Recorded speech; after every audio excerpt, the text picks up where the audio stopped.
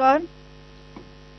8 से 9 मई 2025 की मध्य रात्रि को पाकिस्तानी सेना ने सैन्य बुनियादी ढांचे को निशाना बनाने के इरादे से पूरी पश्चिमी सेना पर भारतीय वायु क्षेत्र का कई बार उल्लंघन किया।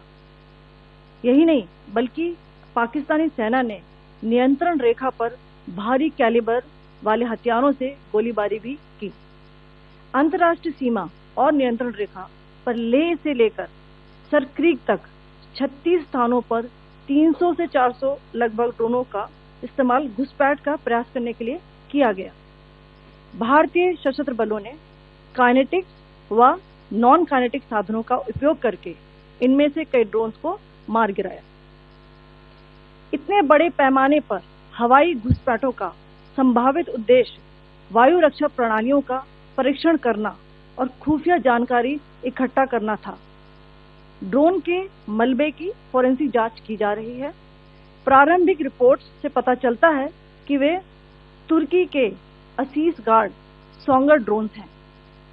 इसके उपरांत रात में पाकिस्तान के एक सशस्त्र यूएवी ने भटिंडा सैन्य स्टेशन को निशाना बनाने की कोशिश भी की, जिसे पकड़ा गया और उसे निष्क्रिय कर दिया गया।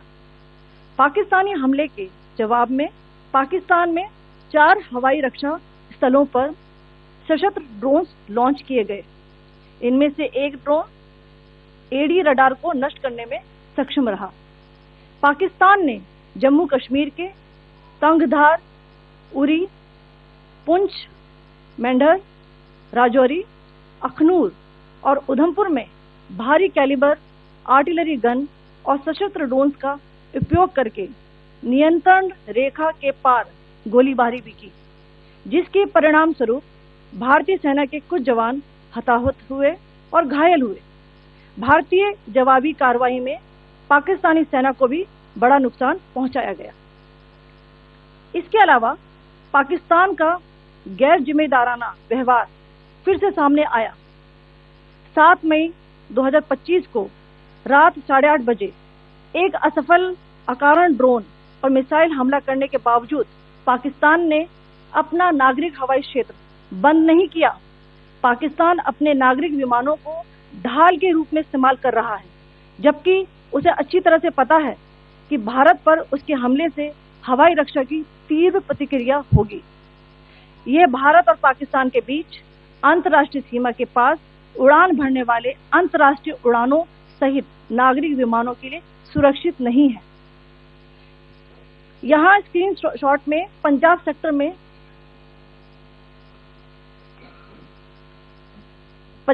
में हाई एयर डिफेंस अलर्ट स्थिति के दौरान एप्लीकेशन फ्लाइट रडार 24 का डेटा दिखाया गया है। जैसा कि आप देख रहे हैं, यहाँ पर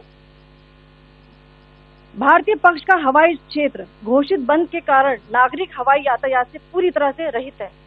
कराची और लाहौर के बीच के हवाई अड्डे मार्ग पर नागरिक एयरलाइंस उड़ान भर रही है। हाई अलर्ट किया गया है विमान फ्लाइनेस एविएशन का एयरबस 320, जैसा कि आप यहाँ देख रहे हैं, जो कि शाम को 5:50 बजे दमम से शुरू हुआ और रात को 9:10 बजे लाहौर में उतरा। ये सारा डिटेल्स आप यहाँ देख रहे हैं। ये डिटेल्स यहाँ लिखा हुआ है। Can you see this?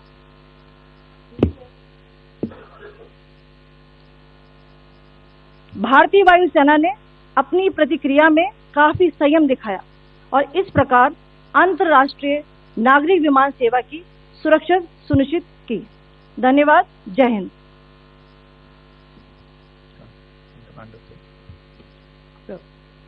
Good afternoon to you all. On the intervening night of 8-9 May 2025, Pakistan military carried out multiple violations of Indian airspace along the entire western border with an intent to target military infrastructure. Pakistan military also resorted to firing of heavy caliber weapons along the line of control.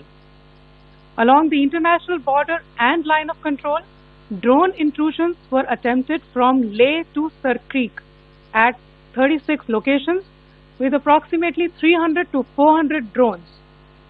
Indian Armed Forces brought down a number of these drones using kinetic and non-kinetic means.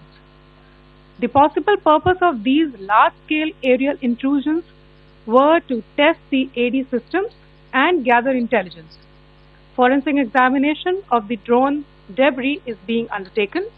Preliminary reports suggest them to be of Aziz Guard Songa drone of Turkey.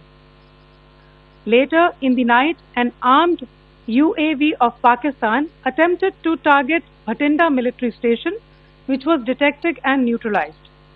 In response to the Pakistani attack, armed drones were launched at 4 air defense sites in Pakistan. One of the drones was able to destroy an AD radar. Pakistan also carried out artillery shelling across the line of control using heavy caliber artillery guns and armed drones at Sangdhar, Uri, Poonch, Mendhar, Rajouri, Akhnur and Udhampur in Jammu and Kashmir area, which resulted in some losses and injuries to Indian Army personnel.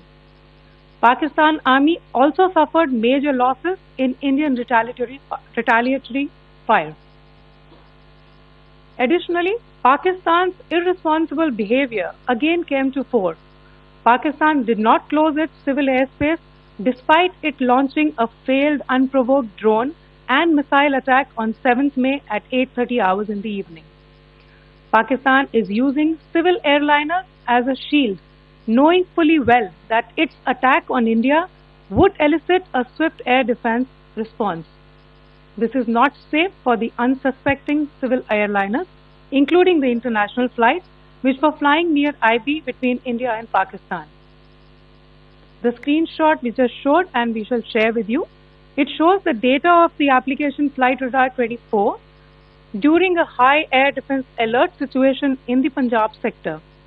As you have seen, the airspace on the Indian side is absolutely devoid of civil air traffic due to our declared closure. However, there are civil airlines flying the air route between Karachi and Lahore.